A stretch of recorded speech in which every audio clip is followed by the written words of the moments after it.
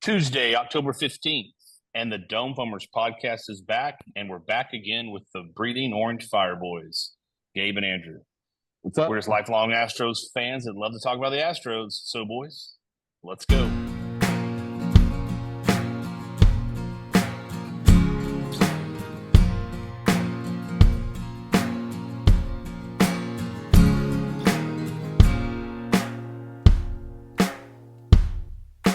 All right, for us Dome Foamers, this is our technically episode 70.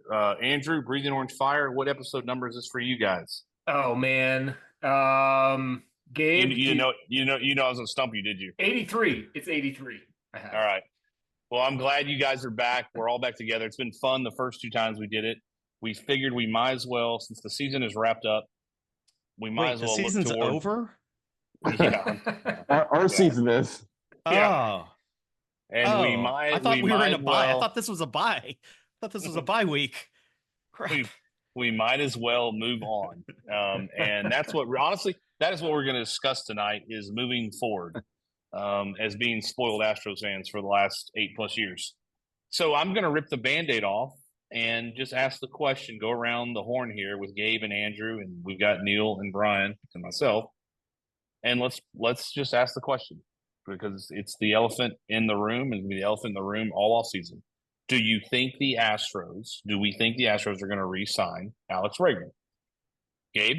Not the slightest chance in hell. I'm on a bunch of different online forums, and you can kind of pick up people that know stuff, and people that sort of had insights on stuff. And I was reading a guy that was like, "Hey, I'm not usually an insider, but like I know his history enough to know that the guy's not generally full of crap." He's like, "Yeah, I was talking to Bregman's good buddy," and I think everyone knows. Well, if everyone doesn't, it's common knowledge that they sold their house last year and they're renting. And he's like, "Yeah, the lease is basically up," and they're like, "There's no way we're coming back." They don't think the Astros are going to even make close to a credible offer. And, Alex is looking for a lot of money. And honestly, I believe even if he ends up having to take a pillow deal, like what the Giants third baseman did before he got his money, that he'll do that somewhere else. That it's run its course. I don't think Alex has anything bad to say about his time in Houston or anything, but he's just, the same way everyone knew Correa was gone and the Astros weren't going to pay him. And he didn't come back with the Astros pillow deal either. Correa didn't. He took one elsewhere. Same deal for Bregman. All right. Well, I'm glad that, but I got that kind of confirmed by someone that said. I'm glad I started there because I'm sure I think we're all on the same page, but Gabe pretty much just laid it out there. Anyone have anything they want to disagree with? I think that's what we said. Go ahead, Neil. That's just what we kind of all said. I'm sorry that they wouldn't have gone through some of the things they went through. The pulling them off on the last home game, kind of farewell charade stuff, if they really thought there was a chance. And so, between those theatrics and just the tweets and all those things, there's not many signs saying he's coming back. Yeah. So, Andrew, I totally agree. Yeah, just because it's kind of how Gabe and I operate, I'm going to push back a little bit on him saying no chance, because in our last podcast, we both said about a 10% chance. So that's not nothing, a 1 in 10 shot. I don't think the door's completely shut, but to all of y'all's points, I think it's much more likely that he is not an Astro again than that he is. So I got a question for the group. Who wants to give Alex Bregman 8 for $200? Because I think that's what he's going to get. Well, that's the thing, right? Because he's going into his age 31 year. So that's the other thing you said, Gabe, that I think is the main point, is that he wants to get paid. And the Astros have shown, right, that they're probably not the team that's going to pay a 31-year-old. I would have said no at the beginning of this year. I would have said funnel that money to Tucker. That's also not happening, but but my tune has changed even after this year. Yeah, my hand was raised. I didn't want to. I knew Andrew was going somewhere with that. I would. I would defer it. Obviously, Yeah. I do think it's. I do think it's too much to honestly. However, seeing what we have in the pipeline at that position and knowing now after seeing what he means to the organization, it's the only shot we have to be competitive. I would. Again, I don't think it matters because I think he's going to go somewhere else. I don't think he's going to have to take a pillow deal. He's I going don't to get either. it. He's going to get a better deal than Matt Chapman got with the Giants from either Mariners, Yankees, Mets, Diamondbacks, and now I'm reading supposedly AJ Hinch wants him real bad, and the Tigers are they had a taste. So what do you think they're going to do? They're going to push in. Yeah. So yeah, I mean, would I do it? Yeah, I would find a way to defer it some, but I don't think I don't think it matters, and I think we're all in agreement there. So my next question, I Go ahead. I flat wouldn't do it. And here's another thing.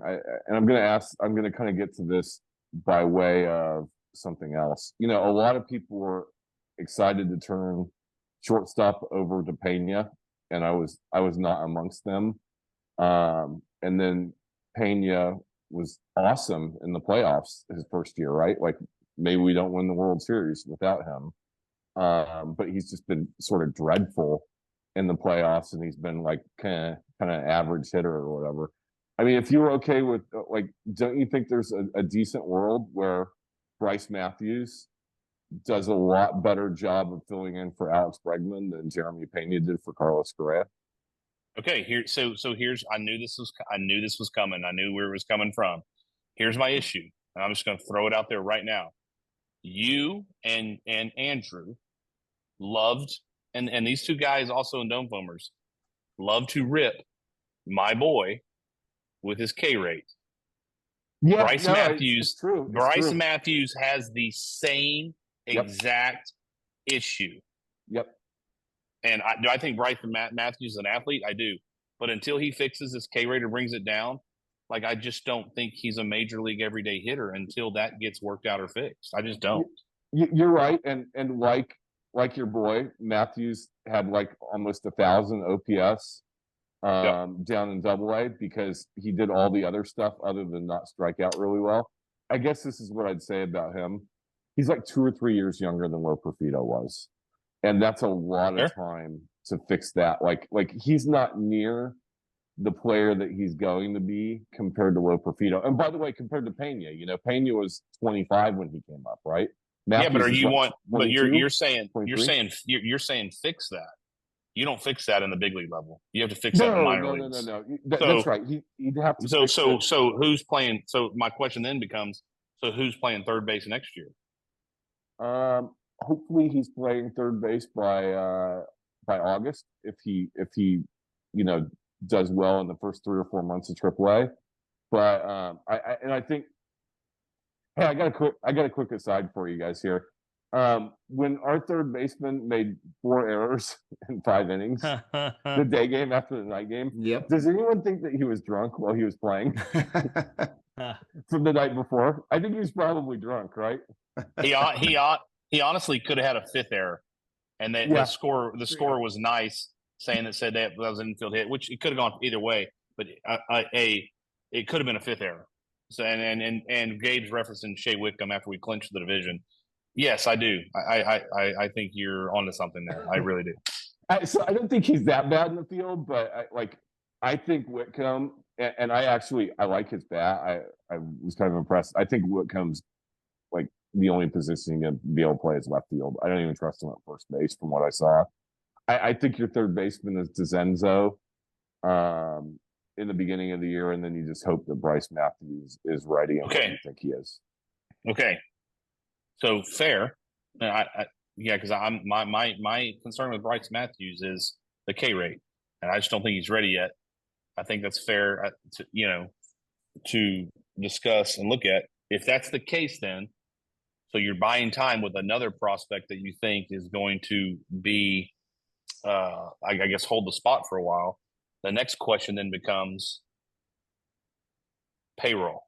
And if you're not signing Bregman, then you need to do some things payroll-wise to get prospects back, whether they be pitching, fielding, outfield prospects, bats, whatever it may be, because you can't just not sign Bregman and go with this same team next year that is pushing up against the tax payroll, the luxury tax, and not be competitive.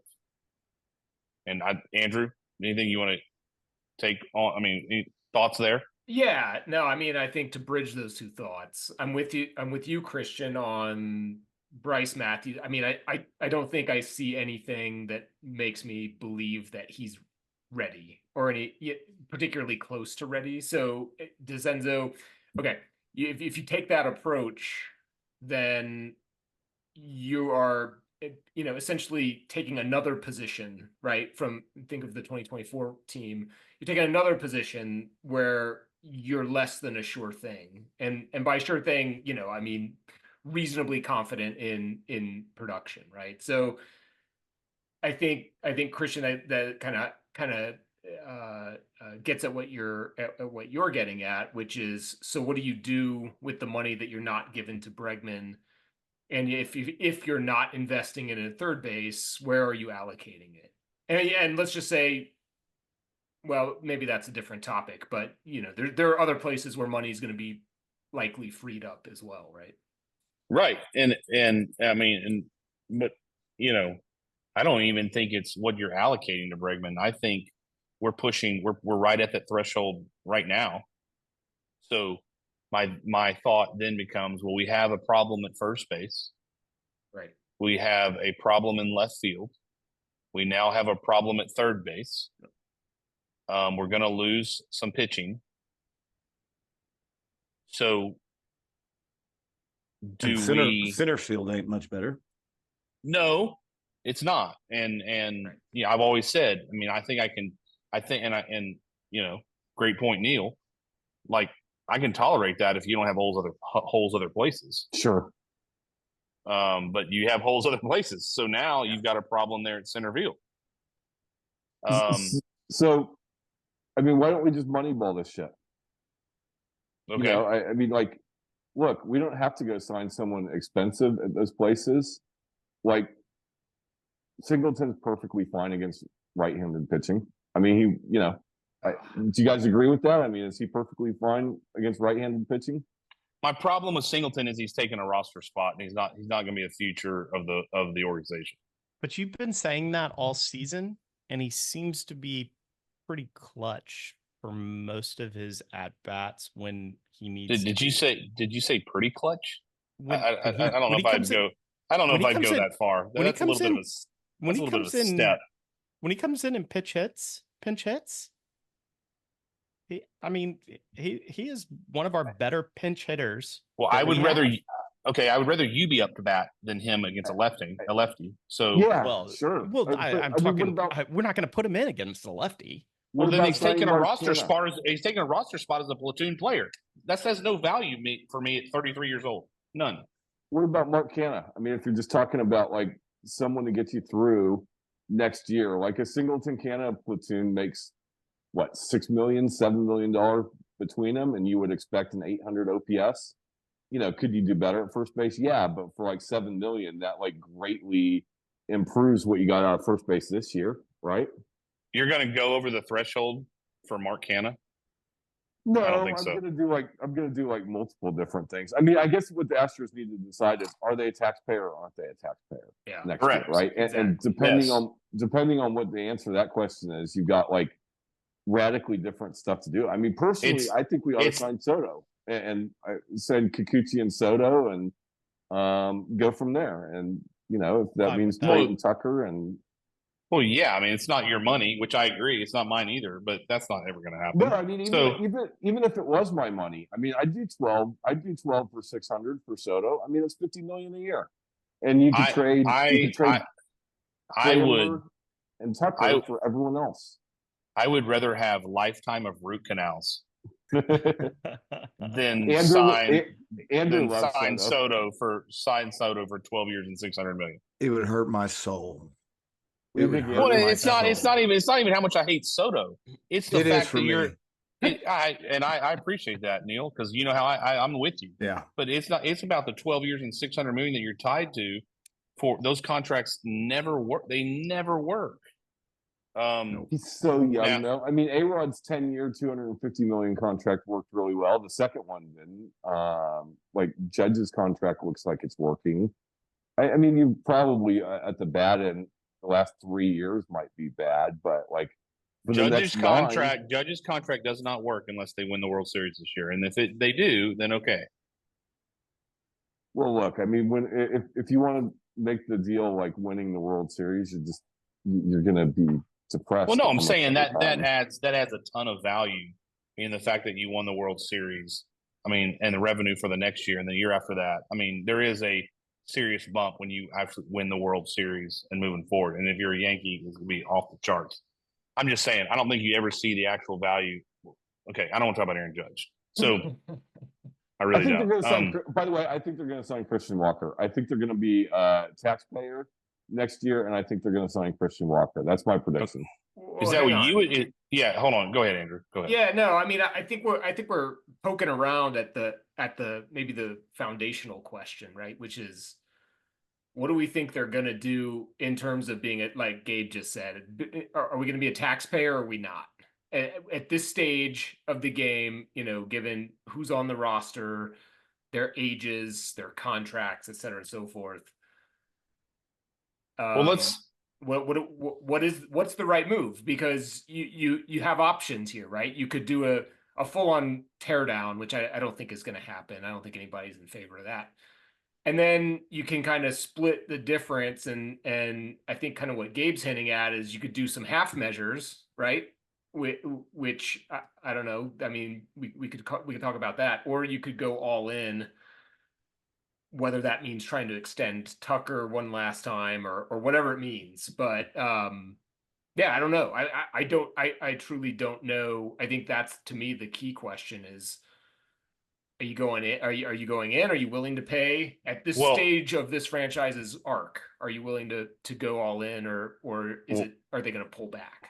Well, here's my question, and I'll ask Neil this because I know Neil's going to want to chime in here. So we all have come to the conclusion that it's highly unlikely that they're not signing Bregman. So let's take that off the table. So if you don't sign Bregman, signing Christian Walker makes you competitive for next year. Like, that's the move? I mean, is that the move? And have everything else status quo that we're up against? We're going to be a taxpayer, okay? I think we'll sign a left fielder too. I think we'll sign like a left field. I think we're going to sign Christian Walker, and we're going to sign an outfield platoon bat, left-handed hitting outfield platoon bat. That's my prediction. Yeah, I mean, thoughts?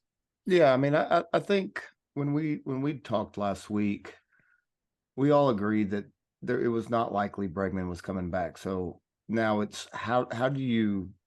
What's your play? I mean, are we sitting with Fromber? Are we sitting with Tucker, rolling the dice, and are we going to watch those two guys walk out the door like we have, you know, the laundry list of guys prior to?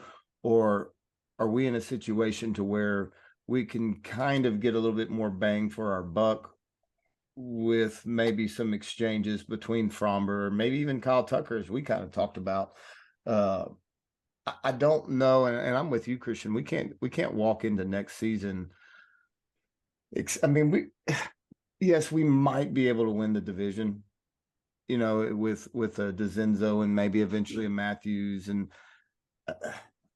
maybe Alvarez platooning with whoever. I mean, because is Dubon done? Is his contract up? No, he's got two. No, he's got two more. So Dubon, you know, which Myers, which Chaz, all those questions. And so do you, I mean, getting rid of trading a Fromber for what prospects is what we're talking about. Well, that's not an immediate help. I wouldn't trade him for prospects. I would trade him for one of two players. And I know I've come to the Baltimore loves Kobe Mayo. I understand that. Then I would say Jordan Westburg. They can't play them both. With all the players they have, they can't play them both. Now, Westberg's not as flashy. He's an all-star this year. He's done a lot more than Mayo has so far. Mayo's got the light tower power, huge prospect. I would honestly I would take Jordan Westberg to play third base in Houston, 4 more controllable years. He's probably never going to be, he might be an all-star again. He's probably going to be a 25 homer, 80 RBI, 280 guy. I would take that at third base right now. And obviously the control. Now, maybe Baltimore, we don't know, but maybe Baltimore loves him more. So then the question then becomes, okay, well then we want Kobe Mayo and a pitching prospect for Fromber. Okay. But I would take a major league ready third baseman, one of those two. And if Baltimore doesn't want Fromber, which they've got to want Fromber, even for 1 year, I would say, which one do you love? We'll take the other paired with a pitcher or paired with a prospect that's close to being major league ready. And that's kind of the point is I don't think signing Christian Walker with the net of losing Bregman makes us status quo. I like Christian Walker as a player. I think he's going to hit a ton of home runs in Minute Maid. But I also think you're losing Bregman and Bregman's, intangibles. So I think you should trade Presley for a prospect. You're not going to get crap for him. You're probably going to have to pay some of the salary because he's $14 million. So free up $7 million, $8 million, $6 million there. Trade him for a prospect. Basically, tell the Orioles you can have Fromber for Mayo / Westberg and a pitching prospect.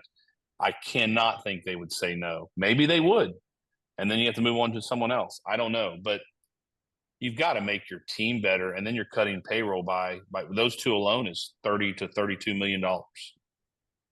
It frees up a little bit of a room.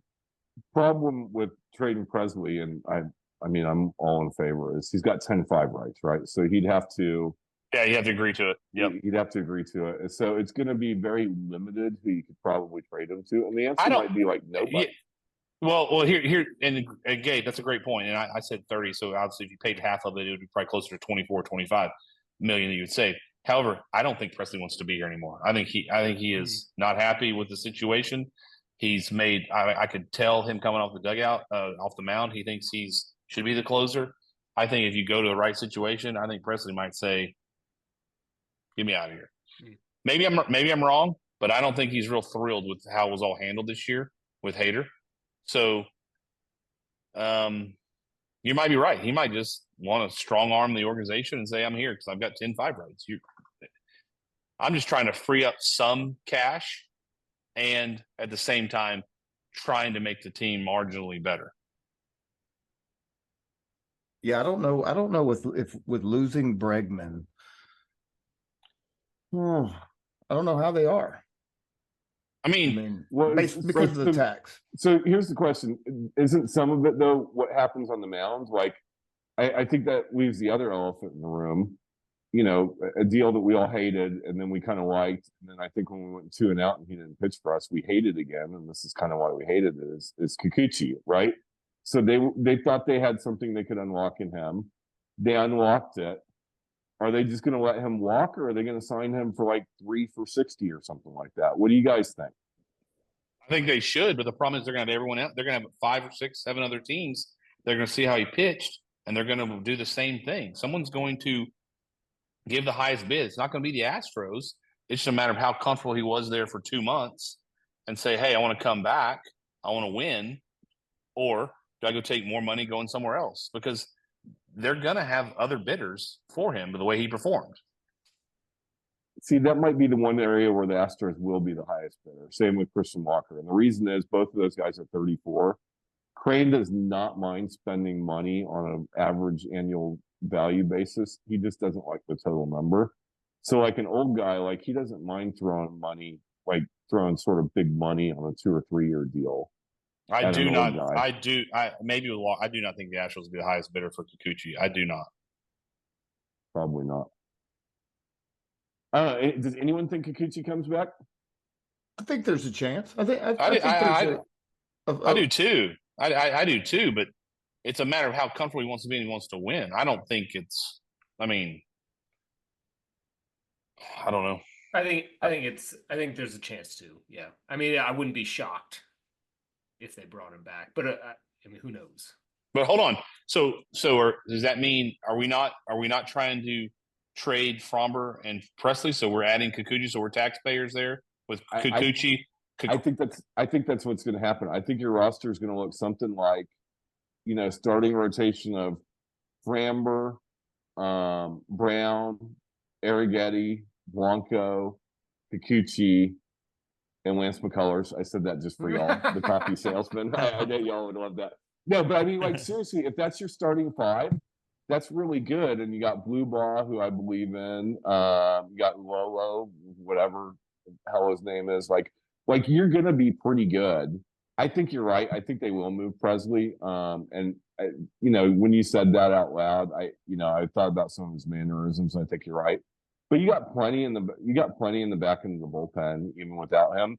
So your mound spot is going to be really good, right? Then you sign a Christian Walker, and you sign a platoon left-handed hitting outfielder, and you go like, hey, Yainer and Caratini, Walker, Altuve, Pena, third base fill in the bank, Alvarez. Hold on. You just said Walker, Kikuchi, and a left fielder. That's 3 free agents that are in cost a lot. I'm talking about like a Winker kind of guy, like a platoon guy. Sure. Where you say, hey, we're going to platoon him with Chaz. He's not the one he's not the contract I'm worried about. It's the Walker / Kikuchi contract. Oh, sure. But what I'm getting at is if you go around the diamond, you're like, hey, the Astros can have one of the best starting 5-man rotations complete with aces that, again, I'm fine with trading Framber if you want to.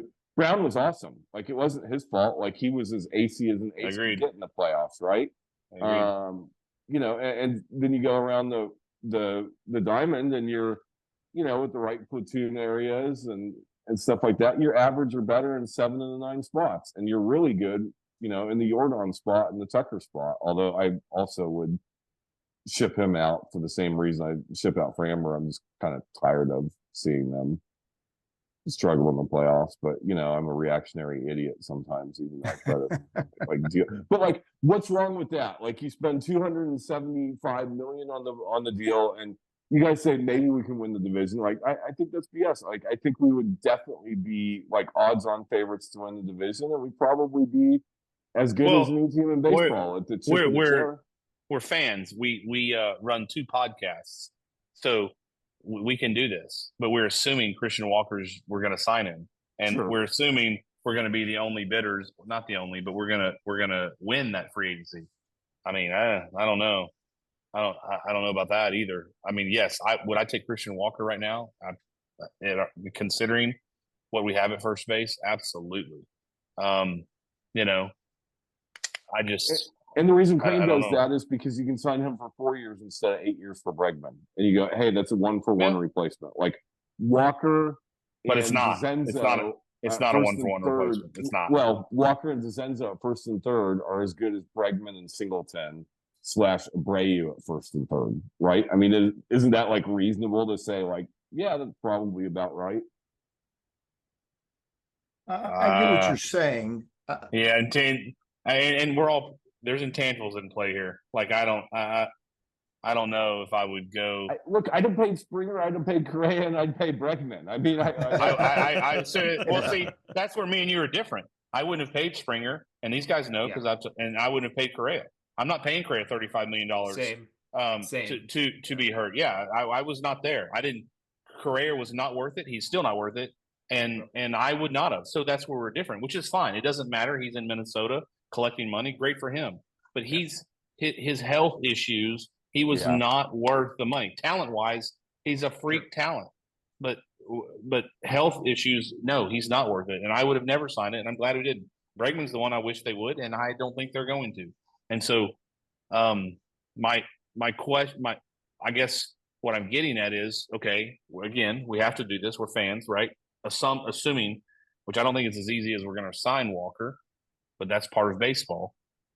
I'm not sure I'm there that Walker / DeCenzo at first and third is greater than Bregman / platoon version of Singleton and whoever else. And it's not that just putting numbers together. You're bringing someone into a new organization. You've got a guy who's played 8 full years and 7 ALCSs and 2 World Series.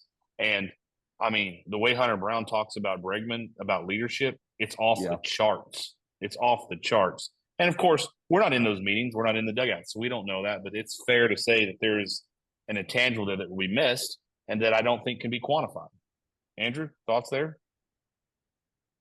No, I agree with you. I feel like DeZenzo's name keeps coming up, and I don't know that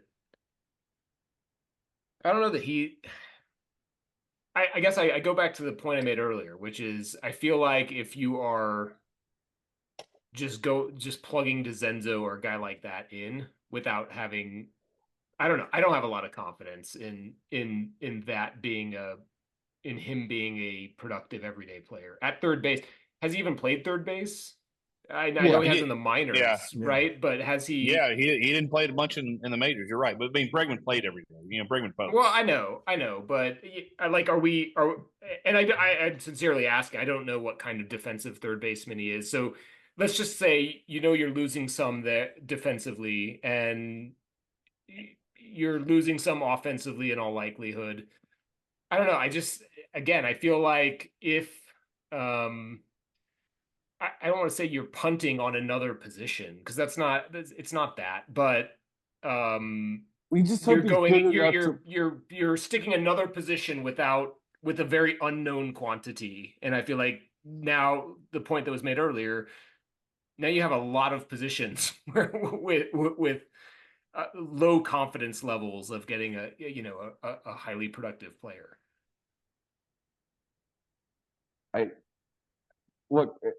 I think you have to hope that Matthews is a star.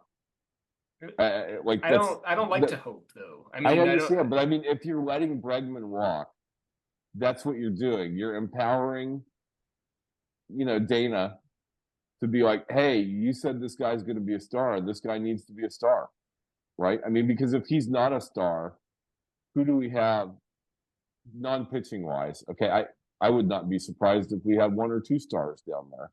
On the level of like Hunter Brown, who I think will get Cy Young votes in his career, right? If not Matthews in the minor league level, who else could it be, right? I mean, isn't he about it? Pretty much, yes. maybe the catcher from Sam, right? But we're 2 years away there, but at least. But yes, I mean he's talented enough. Yeah, sure, you can throw him in that mix. Right. I mean, otherwise, all you're talking about is, you're talking about like, hey, can the Astros, knit a bunch of league average or a little bit better players like Chaz and Myers and Pena and Yiner Diaz, like, can they continue to do that, 3 or 4 guys over a 2 or 3 year period? And I guess there's a power in everyone being average or above average, right? But I mean, look, if we're good enough at pitching, then average and above average everywhere else in the field can be okay, and then you're fine with letting Bregman walk, right? I just think like we're getting closer to sounding exactly like the Seattle Mariners. Yep. Right. I mean, we've got all this pitching. And then we can't bet Christian's weight, so I mean that's my fear. That's getting up there, bud. So that's shots fired. Levels. Yeah, that's getting up there, man. But you know what I'm saying? I mean, it's just one of those like, yeah, and you go, there's probably people out there saying, well, we won, in Sugarland, we won the AAA, and that's really good and all, but how did we do that? Well, it's probably pitching. Yeah. Right. I mean, we've got some pitchers down there, and like where do those guys go? Yeah, Forrest. Okay. Forrest. All right. Go ahead, Neil. Finish. Yeah. So I'm just saying, like, at what point? I mean, you start actually writing this down on paper, and you're going, okay, Tucker's in right. Whoever for a year he's in right. Yeah, and that's what I'm saying, like. But you just start putting this on paper and you're going, wait, where's Michael Brantley? where's Chaz? Like the real Chaz, or maybe the Right. old Chaz, one of the two. Fair. Bregman, first year Pena. I mean, where's these guys that were like Yes. got us here? And we're playing with some dudes that I'm just like, what are we? This isn't like this isn't. We I'm don't have a telling you, chance. it's what I've been saying. And- We're and I- we're closer to bad baseball than we are to getting back a year ago at AS. I'm telling you, we are there. And Neil's basically making my point. And here, go ahead, Neil. I didn't mean to cut you No, off. that's But it. I mean, I want a point that's I'm it. making.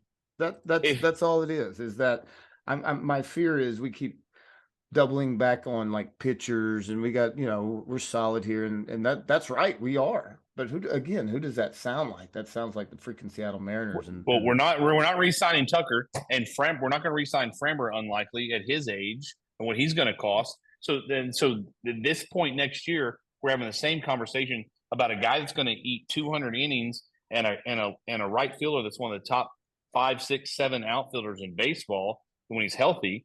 And that's what I'm saying. And here's the whole thing about the Christian Walker deal, who I'm a fan. And Gabe, I would sign him. I mean, I would, but and then I'm thinking about it like, well, should we? When Yonir Diaz is going to be likely moved to first base anyway to protect his legs for the hitter that he is, that's coming. Yonir Diaz is not going to catch in two years. I will be shocked if he's the everyday catcher. Next year he might be, but that we're moving in a direction where he is going to platoon at catcher, first base, DH. That's coming. I hope that Yiner is always the backup catcher. I hope the kid from Sam is really good, and Yiner catches 40, I do too. and Yiner catches 40 games a year. I don't think, though, that they'll be all in with him. I think when they move him, they're going to move him all the way, and he's your everyday first baseman. Probably. I think. I mean, that's my guess.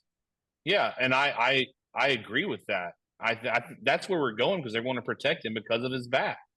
And that's the only way to do it, to extend his longevity in the organization and to help his bat last longer, because that's his true talent, right? He's got a good arm, but they're going to move him to first base. So then do we need to allocate funds to Christian Walker for 3 or 4 years when we know that's coming probably 2 years away?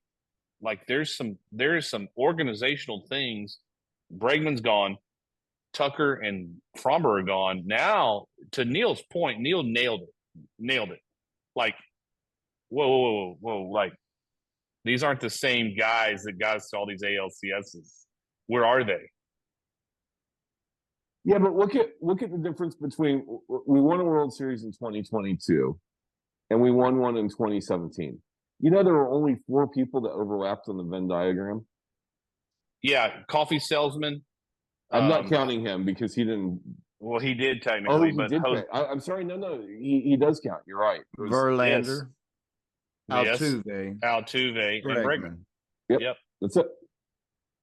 Yeah, that's easy. And the coffee salesman doesn't deserve the second one, but that's just my opinion.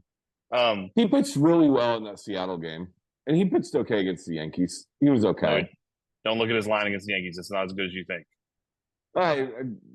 Okay. What did he give up? Like 3 runs in 5 innings? I don't care. I don't want to spend 1 second on that guy. Not 1 second. We still owe him. I refuse to discuss him as well. Yeah, we still owe him $34 million. We still owe that guy $34 million. The worst extension in the history of the Astros organization. Not spending any time on him. So, all right. Who wants to just fire? Fire. I'm like, that's my point. Is Neil jumped in and said basically a great way of putting it is like these aren't the same guys.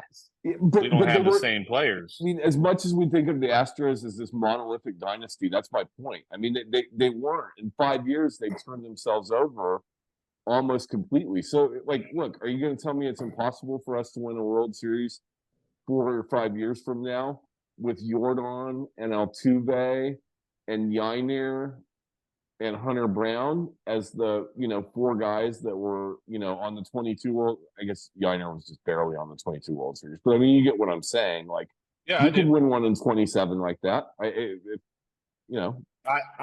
don't disagree. But then why don't you take the assets you have and sell and get something back that can be that can help the 2026-27 run, that's what I'm telling you, man. Like if we don't, if the organization doesn't start taking the assets that are expiring right now and I agree. bringing serviceable and / major league ready prospects, you're trying to thread a needle. And some threading a needle is not fun in 2026 and 2027. And some lotto tickets with the chance of maybe being stars, right? I mean, Sure. you got to get some high ceiling guys too.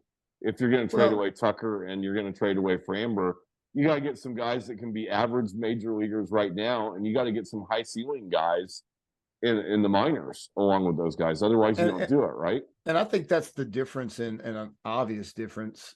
But we could soak up the Correas and we could soak up the Springers because we had the Tucker, we had the Pena. We're losing Bregman, and we don't have the next Bregman. That's what I said. It damn well better be Bryce Matthews. If it's Bryce Matthews, this conversation sounds entirely different next year. Bryce Matthews comes up and has like a year like Jordan did when he was rookie, right? So let me ask you this. But he's not. Whoa. He's not going to. He's not having a Jordan year. Look, I mean in the sense of that he comes up in the middle of the year and he's really good. That's what I mean. Well, let me tell you what. Check Jordan's K rate. It was nowhere near what Bryce Matthews is. I hear you. Okay, so I'm not saying he will. I'm just saying like if it needs to happen. Like if this organization is going to be really good, the pitchers need to be as good as I think they are, and Bryce Matthews, or I mean, God forbid, I don't want to count on this guy, but freaking don't say it. That Dana don't say loves. it. Don't say it. Just don't even say it, because he has the same K rate issues.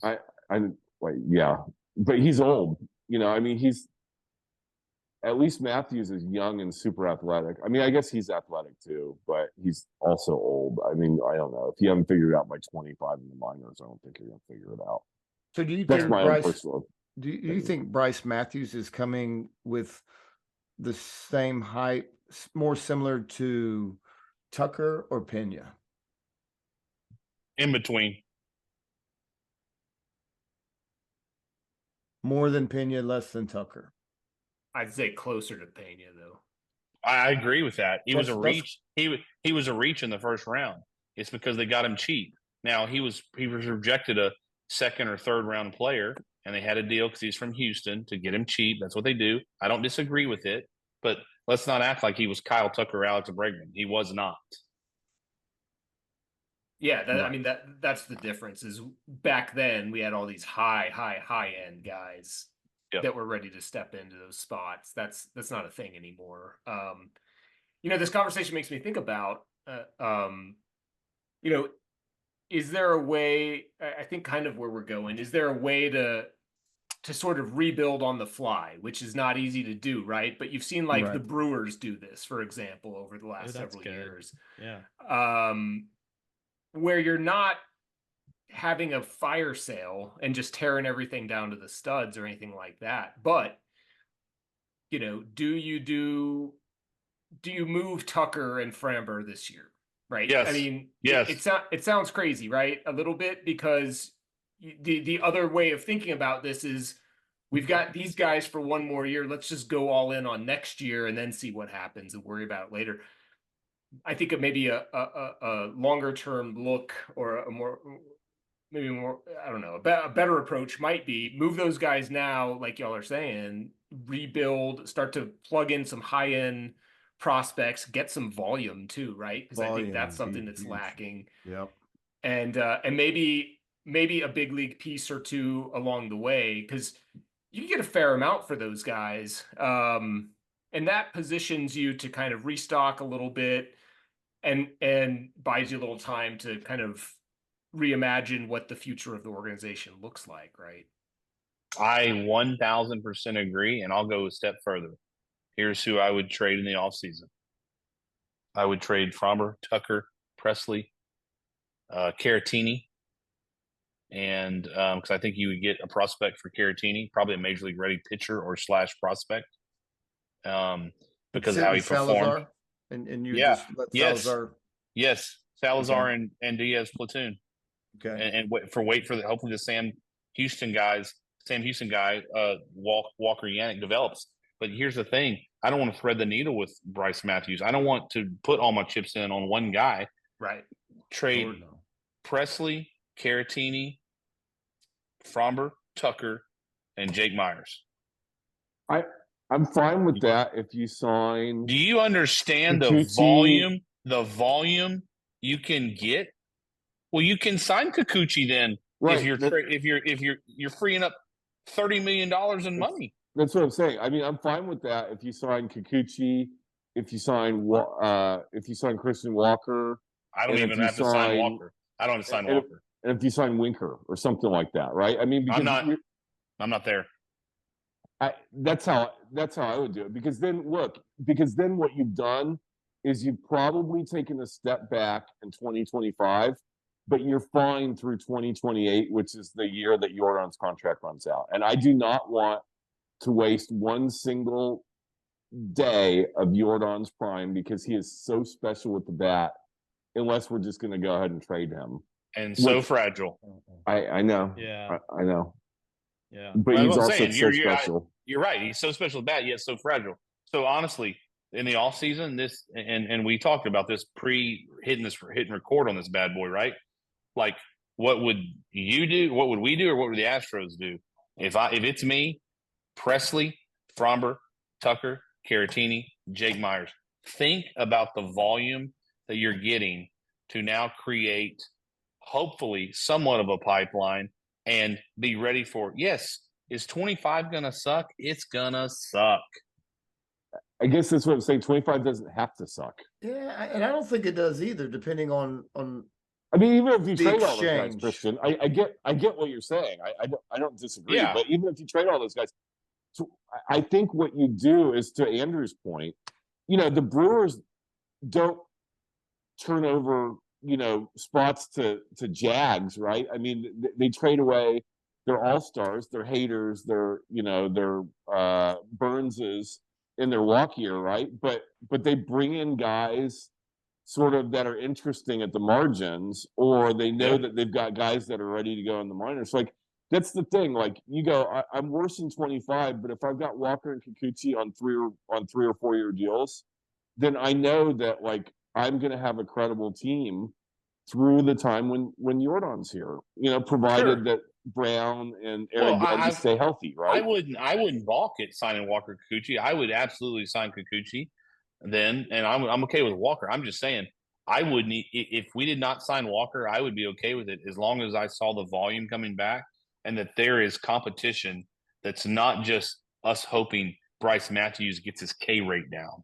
Like, we have options and we have pitching and we have other positions that someone, I think Dorton said it, or someone, lack of there is no volume. And sustainability comes with having guys come up, which we've all seen, right? We've done this for 8 years. We don't have the high-end draft picks. We know that. So then trade the assets and get some major league ready prospects and players back. Christian, can I ask you something? Yes. Because if you're taking that approach, and y'all can tell me if I'm a jackass, that's fine. It wouldn't be the first time I've been called that. Never by me. No. Yeah, never on group text message either. Right. I've said a bit of negative occasionally on a group text message. If you're moving all those guys, and I don't disagree with that approach at all, if you're moving all those guys, are you against? Would you even consider moving Jordan? Because I would not move Jordan. Here's the case for moving him if you're making all those other moves. Sure. Yeah. I mean, what you could get back for that guy on his contract as Agreed. One of the 2 or 3 best hitters in baseball, the only reason I'd consider it is because I'm more risk averse, and I see risk with him in terms of his health. He just seems to have an old man body with lots of nagging injuries annually. I know he played most. Sure. He didn't miss all that many games, relatively speaking, this year. Well, he's likely not 26. Remember. Well, I mean, yeah, who knows? And so if you're gonna move all those guys, tell me why you wouldn't move Jordan also. Because he is the generational talent, and he's probably the best hitter I've ever seen in the Astros uniform, and I'm dead serious. No, I mean, I wouldn't fight you on that. And here's the deal. And honestly, that's not even my best point. My best point is Andrew is the fact that we stole him in that contract, and that is that is the incredible contract we have him under for 4 more years. And I just and you're right. You could get King's ransom for him because of that contract. But Andrew, right? that's correct. But you have him secured as one of the top 3 hitters in baseball at that price. You just have to roll with it and cross your fingers with that. I don't disagree. Just for conversation's sake. But that's not enough, though, Andrew. If you're going to trade what you're talking about, if you're going to trade all those guys and you're going to trade Jordan, you damn sure better trade Pena, Chaz, Yainer Diaz, and probably Hunter Brown as well. Because like you're talking about, like at that point in time, you're talking about like, let's just try to see if we could trade. And look, this is plausible, right? Let's just try to see if we can trade for 25 top 100 prospects or some like top 100 type prospects, right? Because that's what you're talking about. If you strip down and part out the entire team, you should be looking at like 30 new prospects in your system, right? I mean, realistically. Well, I mean, Andrew's question is 100% valid. I've thought about it. I know he's brought it up before. I haven't thought about it, and I hate Andrew now for that because I don't know that. Well, here's the deal. Like, you've got likely, and I don't want to say these words, but I'm going to say them because it's likely. You likely have a declining Altuve contract. You have Jordan on one of the most ridiculous contracts ever. You can stay competitive. You have Yainer Diaz under control for 4 more years. I think with trading Fromber, Tucker, who's going to get a King's ransom, Presley, you got to absorb some of that cost, get a prospect back.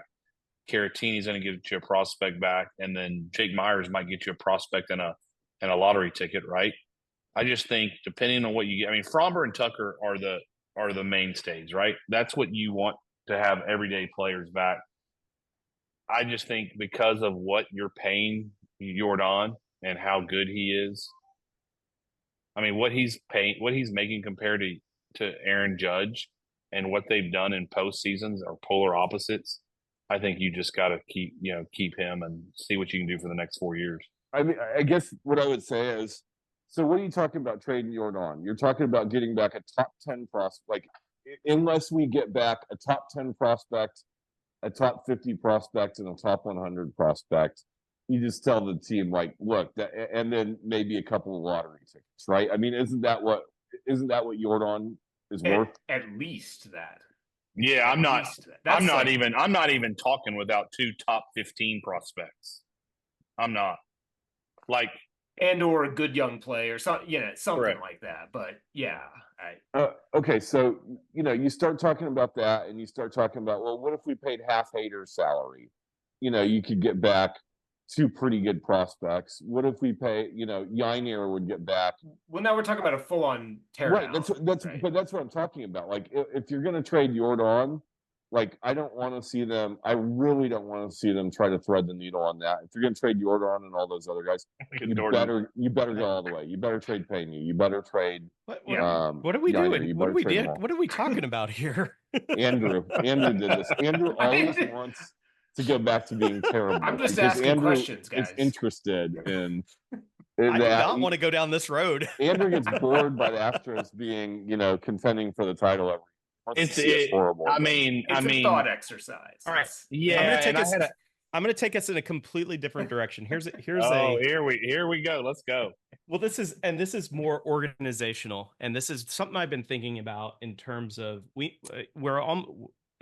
is Bregman, but I think we're all in the same thought. We all know that Bregman's not coming back, but now I think it's a PR move at this point. I don't know how the no, I don't think anybody knows how that office runs. I don't even think that office knows how that office runs. But for me, just for me, the way that I look at it right now, I'm looking at it as I am trying to manage this situation, knowing that I'm about to lose a probably future Hall of Famer. I don't know, a good discussion last week. I don't know if he's going to be a Astros in the Astros Hall of Fame, but I have that question for the Breathing Orange Fire guys. But you know, I don't one of think the he's a future Hall of Famer yet. I know. well, No, possible, he's not. possible. We talked about this, and no one likes listening to us talk about the Hall of Fame. But we decided that Bregman had about 25 or 30% chance at the Hall of Fame, Andrew. Something like that. Yeah. Yeah. But definitely one of the best third basemen in the league. One of I would absolutely say one of the top crowd favorites, right? Like fan favorites, right? So now you're talking about just, like attendance at this point, right? Attendance equals dollars. So now I'm looking at it as a managing expectations, managing the masses, right? Why are we not as an office, even if it is just blatant lies, coming out and just saying we're going to do whatever if the Yankees are going to offer Bregman the sun, we're going to offer him the sun and the moon, right? If the Dodgers are offering him this, that's not how we operate. Well, exactly. But like, why not? Right? Because when we say mum, when nobody says anything, and when Bregman walks, what does everybody say, including the media who are on our side? Yeah, but here's the problem with that, Jordan. And I got you. I got it. But like, when you can control that narrative, you can control that narrative right now. We didn't control that narrative with Correa. We gave Correa a BS contract, what his market value was, which I was okay with. I hated that. I thought it was such an asshole move. It's insane. It's insane. Yes, it is. See, I thought it was awesome. I thought it was awesome. Here's a chance. You wanted to make Correa the bad guy by giving him an offer that he was outright insane. He played 50% of the games. Yes. He played more than that. I don't know. I'm sorry. Here's a chance. 60% of the games. Listen, here's a chance to make Boris the bad guy. Here's a chance to make the Astros the good guy. Here's the chance to make Bregman the good guy. Here's a chance to save face all around and make you think the agent cares about being the heel? You think that he gives any crap at all about being the heel? He's getting paid. Yeah, hold on. You brought up a good name, Scott Boras. How has that worked out for us? Well, exactly. I'm not saying Boras, okay. Boras is Altuve's agent. Yeah, I'm saying, okay. let him, but let Boras take the fall for this. Like, hey, we offered it, but Boras, my agent did this. My agent did it. Like, we wanted to do it. I get it. I understand what you're saying. Here's my pushback: is 2017 and 2022 happened with different rosters, and I don't care. I don't. Do I want them to sign Bregman? Yes, I do. However, whatever. I don't think he wants to be here. Do you want him to go without a fight? I would rather. They've done it many times before, and then validated, and then won another title. So I get what you're saying, man. I get what you're saying. I just personally, I would rather see him. I would rather shake his hand and see him go without a fight than trying to make him out to be the bad guy. Or I understand what you're saying. I guess I just don't care about the perception all that much. But obviously they do, because they did that to Correa, right? Yeah, I don't care either. But there are going to be tens of thousands of Houstonians and Houston fans that, frankly, are going to care. And when, they're not going to come to the games anyway when we're not winning, so it doesn't really matter. But Winning. It doesn't matter if you're winning. Matters. Yeah, exactly. But we're rooting for laundry, right? I mean, like some of us less so than others, but as a general rule, we're rooting for laundry. Yeah, I would love to see. I would love to see at least the perception of the fight. Okay, how about fair. 30 That's minutes after 30 minutes or so after the game, he already sent a tweet out that said, "Thank you, Houston." Yeah, you know what? I sent it to you. I know. I was driving back from that godforsaken place. My point being is, it's done. Like, I don't care about perception. Like, if you want to offer him, the qualifying contract he's going to reject and get a draft pick, great. Like, I'm not saying it for Bregman. Bregman's gone. I'm not saying this isn't to pacify Bregman. This is to pacify the fans. The fans aren't going to show up if we lose. They're not. If we win, they'll show up. I don't care. I know, but there are some that are going to lash out at this. Let me tell you something. Due to Gabe's incredible generosity, because he made my son cry earlier in the year, and he made up for it, and he was awesome. And my son had the best day ever. Until he didn't. There are way more Altuve jerseys and Alvarez jerseys than there are Bregman jerseys, and I love Bregman. There are Pena, Altuve, Alvarez, way more than Bregman jerseys, and I love Bregman. I'm just telling you, it's facts. I have one. I have a question for the group. All right. Give me one thing that you think might or could happen that would make you really mad this offseason, like under realistic circumstance. And I'll start. I will be very mad if we do not DFA Urquidy. I agree. And they're not going to, but I agree. There's no reason to pay him $5 or $6 million. Yeah, I'm sorry. I will say this: if you want to pay him a 2-year, $6 million extension, cool. I'm fine with that. But I mean, there's no reason to pay him $4 million to come back, rehab, and hope he comes back in August. Because you know what? He's not good enough, even if he does come back in August, which is when he'd be projected. He's not good enough to even mess around with. I don't even want him in my mind for 2025 at all. If I have to hear like, oh, well, Urquidy's coming back to, make things better in August, it'll be like a trade deadline acquisition. I am going to be pissed off, and I could see that happening. I think that the Astros have decided not to be a dumb organization anymore with DFAing Abreu and Montero. If they don't DFA Urquidy, I'll be mad. Anyone else got one? Yeah, I have one, but in the State of the Union address, Dana Brown talked about Urquidy's timeline. I'm just telling you. All right, Jordan, go ahead. Mine is mid-February. We find out that Lance McCauley is about 95% and is ready for March. 95% and should be ready for March. All right, 95% at 95%. Neil, I don't know yet. I'm gonna punt for for time. All right, I'm Andrew. Thinking. Brian kind of stole my thunder. Sorry, it's all right. No, it just means that we're on the same page. I'd zoom out and just say bigger picture.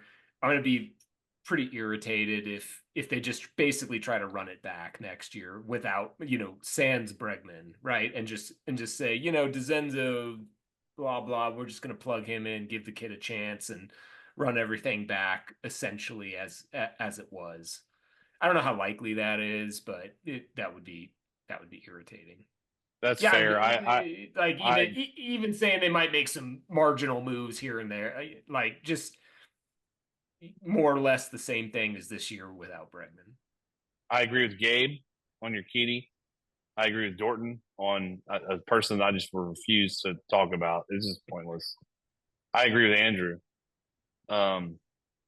I think the thing, and this is not going to surprise any of you, I think if we bring Ryan Presley back and pay him $14 million, you're telling me that you just want. What? Why? And I get it. No team at his age is going to say yes. let's trade a prospect for $14 million. They're going to say, we'll give you a prospect, pay half. Fine, done, go. That's $7 million we have back. Okay. So we have at least bullpen arms that are way capable to come in there and be Ryan Stressley, period. I've got. Let me ask you thought of yours yet? Yeah. If we start the year, and this has been building for a couple of weeks, but if we start the year with Fromber and Tucker on our team. Oh, so you're there. You're with me, right? You're with me now. I think I one or other. I mean, I can handle that, but if they're both there, that means in my mind we will get nothing for them. Mm-hmm. I agree. I think that's right. I think that's why they're going to be taxpayers, guys. I absolutely expect that to happen. Be ready, Andrew. Well, actually, I guess, Andrew, if we decide to be taxpayers and we sign 2 or 3 people, that's not really running it back Sam's Bregman, right? No. That's a different story, right? No, yeah, not under your scenario that you kind of brought. Okay. Let's end with this real quick. Well, let me ask Gabe. No one said if we make an offer and bring back Justin Verlander, because does everyone just assume that there's no way we even offer him? Done. What? No. I'm going to pretend I never heard that through these ears. Jim Crane loves him some Justin Verlander, and Jim Crane also loves him some one-year contracts. Jim Crane has paid him a lot of money to sit on his couch and watch Netflix multiple years. Crane loves him some one-year contracts. That did not enter these ears. That guy is non-competitive. Gabe, do you know? It seems like I read or somebody told me if you're a taxpayer consecutive years, that rate goes up. Yes, it does. It's not super big deal. You got to duck under it. Like, it starts to get really painful in year 3. We could easily be a taxpayer again, and we could go all the way to about 280 million without it being like too ugly. And if I could put in like a little plug for Offseason, if you listen to episode 42 of Breathing Orange Fire, we talk about like how the Astros make money. And it's not just the Astros, it's sort of everyone. So if you want to think about like how the budget works and how that's a really good sort of companion episode to the Offseason. By taxpayer one more year would not be a big deal, which is why I think they're willing to do it. If you start getting in the 3rd or 4th year of taxpayers, not only does it start to be a lot more money, it also gets to be like sort of competitive balance stuff where you're losing, extra draft picks and extra international signings and stuff like that. So they could fade a $275 million payroll this year without it being a real big deal. And by the way, we've got $30 million between, we got 47 if you want to throw the coffee salesman in there, between McCullers, Abreu, and Blanco, who you're playing, not Blanco. Montero, who you're paying probably enough to play for. It's more than 30. It's closer to 50. No, that's why I said 47 million if you count McCullers. Okay. Yeah, I didn't hear that. Yep. Yeah. Okay, thanks. My issue with that is, my issue is then we're at the same spot for 26 because you have Fromber and Tucker off the books, right? They're not under contract, so. But you got Abreu and Montero off the books as well. So like you can dip back under because after and also you could probably at that point in time trade McCullers. I'm not talking about. Wait, what? Don't ever say that again. He'd have 1 year left on his deal. You could. What I'm saying is you could probably trade him with someone for what? A bag of pork rinds? No. Like if you say, hey, Pena's in his walk year and McCullers is in his walk year, we'll trade them together. Yeah, what I'm saying is you can get out of that money. Yeah, you're not trading. You're not trading. Yeah, you're not trading McCullers. But you've already got the Abreu, you got the Montero money coming off the books. You've got Framber and Tucker. That's like 80 million. Yes, but I wasn't talking. You're correct. I wasn't talking about Framber and Tucker from a cost. I was talking about from a production standpoint. Like in 26, you're losing a right fielder and one of the top 5 left-handed pitchers in baseball. Sure. So you have to feel. I'm not even talking about money, but I was just talking about that's the argument to pay the tax in 25 because you say, hey, you can duck back under in 26, and it won't be hard. It'll sort of 26 will take care of. Oh, Presley will be gone. I mean, you're talking about 100 million coming off the books, and you're talking about only like 2 really good players. Now they're really good players. It's Tucker and Framber, but you're talking about Tucker and Framber leaving as a competitive sense, and you're talking about 100 million off the books, if that makes sense. Yep. So you're actually better off in 26 than 25 if you think about it. Because would anyone pay Tucker and Framber 2 years or 1 year 100 million? One for 50 for both of them. Like maybe you could get that, but there wouldn't be a ton of people line up to do that, right? So that's what, if you conceptualize it that way, you've got more sort of money to pay for talent than what you're losing. So that makes 25 an easier off season than 24. Does that make sense? All right. Yeah. Which is why I think they're going to pay the tax this year. Well, I'm fine with that. It's not my money. I'm okay with that. But at the same time, I want volume back. I want to be competitive. I will sacrifice a year for the next 5. I think we've talked about that. But let's go around the horn real quick. And win this. And appreciate the breathing orange fire, guys. This is always fun. I think it was a great discussion. But let me ask right now. So, who's going to win the World Series? I know I don't want to talk about it, but Gabe, who's winning the World Series? Texas Longhorns. I would much rather talk about who's winning the Texas-Georgia game. Talk to me about something I care about. I mean, unfortunately, it's going to be the Dodgers or the Yankees, and I would just rather slip my wrists than watch either of them win. I guess I would prefer the Yankees over the Dodgers. Such is my hatred of the Dodgers that I would prefer the Yankees over them. But yeah, I guess give me the Dodgers because this 24 postseason seems to be the darkest timeline. So, what's the thing that can make me the most unhappy is the Dodgers. Yes. So that's who I'm going to predict. Jordan?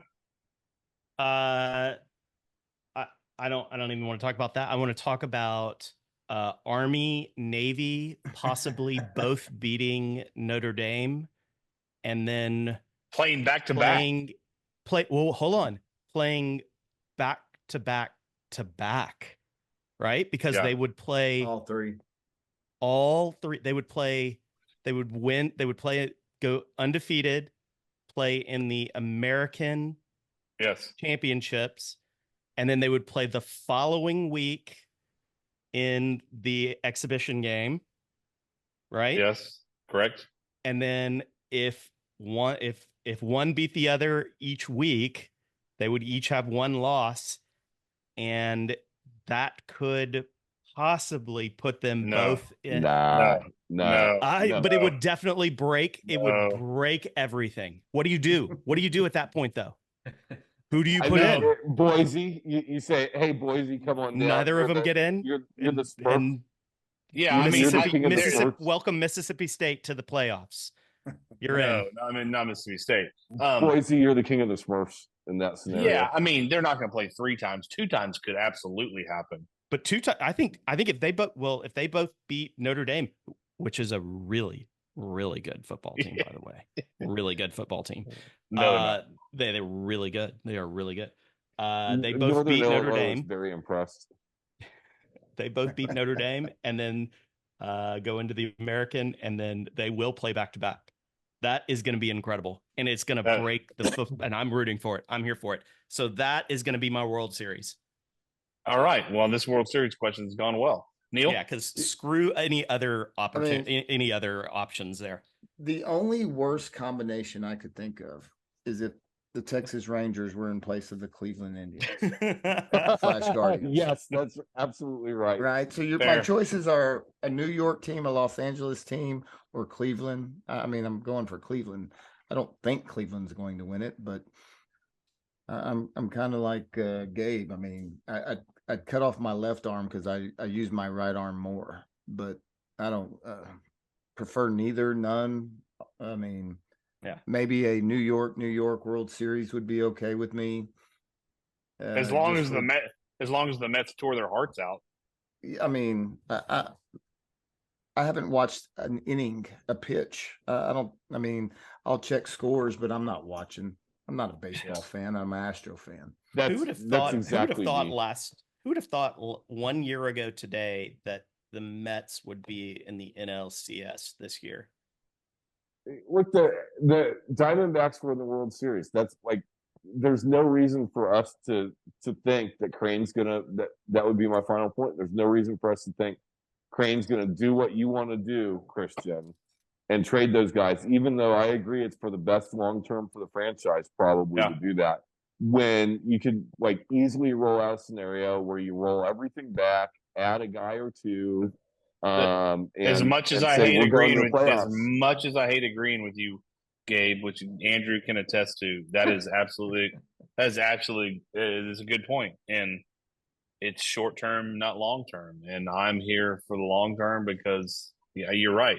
I mean, if you look at the Mets lineup, if you look at it, you get past Lindor and Alfonso, you're like, what? This is their lineup? What? So I mean, it's fair.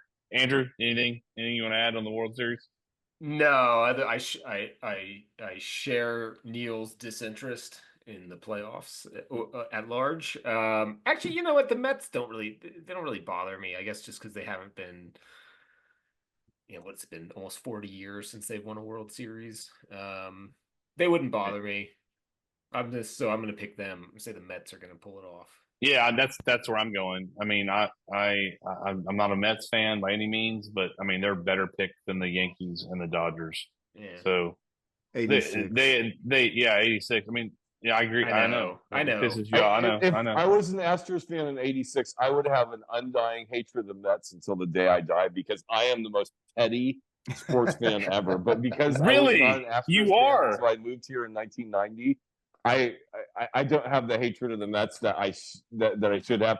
I have worked myself up into halfway hatred of the Mets just by virtue of having to, retroactively retcon my Astros fanship. So that's why I say screw the Mets, right? Because of 86. What's weird is I never knew you were petty. That's so weird. Incredibly petty. We will end this. There's a rumor going around that there's supposed to be a cool front coming into Texas. No. That's not it was 99 degrees yesterday. It was 98 today. Yeah. Yes. Andrew, I know you being west of us, you don't have some of the same issues. However, there's rumors that there's going to be a high of 75 in the Hill Country tomorrow. No. And I mean, if that's the case, I will celebrate a lot. I will be. Yeah. What's it? I think it's happening. It's not been as warm as it is for y'all, but it's been unseasonably warm here as well, and it is dropping tomorrow. So I think it's probably part of the same system. All right, let's go. Do a weather podcast, guys. We could, and I will be at Texas, Georgia, Gabe. Oh, wow. I'm jealous. You know what's going to happen at Texas, Georgia? Do you want me to spoiler it for you? Texas is going to win by 3 scores, Christian. Yeah, I think Texas is going to win by 3 scores. I hate to say this, and I hope I'm wrong, and I really hope I'm wrong, but I think Texas is about to really, really, really unmask Georgia as being kind of not as good as Georgia. It's not just rat poison. Rat poison. Texas unmasking. No, the you'll SEC. see. You'll see. Texas unmasking the SEC. Rat poison. Rat poison. I don't like rat poison. Gabe, 3 scores this week? Is that because we're betting again? 4.5. Andrew's in 4.5. Andrew's into me $50. He keeps losing every time he bets against Texas. No, all I'm going to say is it's working. Yes, exactly. Andrew, don't stop. Do not stop.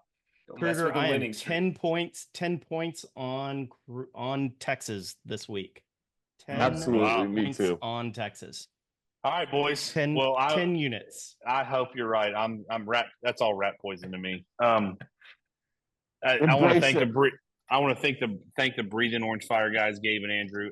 Honestly, it was a great discussion about the future of the Astros. I enjoyed it. It was a nice little getaway with all the kids and all the sports and everything else we have going on. So it was a fun Tuesday night. We will have this up and tomorrow morning, and I will send this to Andrew and Gabe so they can have it up on Breathing Orange Fire as soon as they get it up. And so, boys, with that being said, go Stros. Go Stros. Go Stros. Thanks, guys.